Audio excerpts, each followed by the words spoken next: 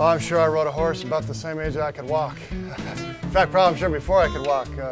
I just remember being on horses from the time I could even remember. My parents actually got divorced before I was born. Then my mom married a rodeo cowboy as her second husband. And that was the father I kind of grew up with in my early years. And then when I was a teenager, he kind of disappeared, rode off into the sunset. And I didn't see him for probably 17 years.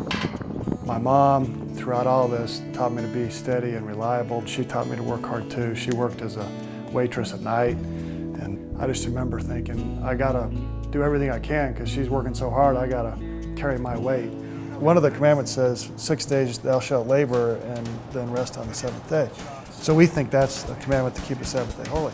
It's also coupled with a commandment that says, work 6 days.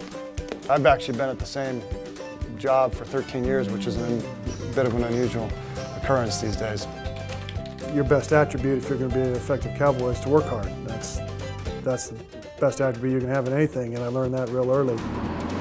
It was important to me that our children develop a sense of work ethic, and we can tell them to do the dishes and hopefully they do them, but if they don't do them, they don't think anything bad happens, but they know if they don't feed, something bad's going to happen, so somehow they are pretty regular about doing that.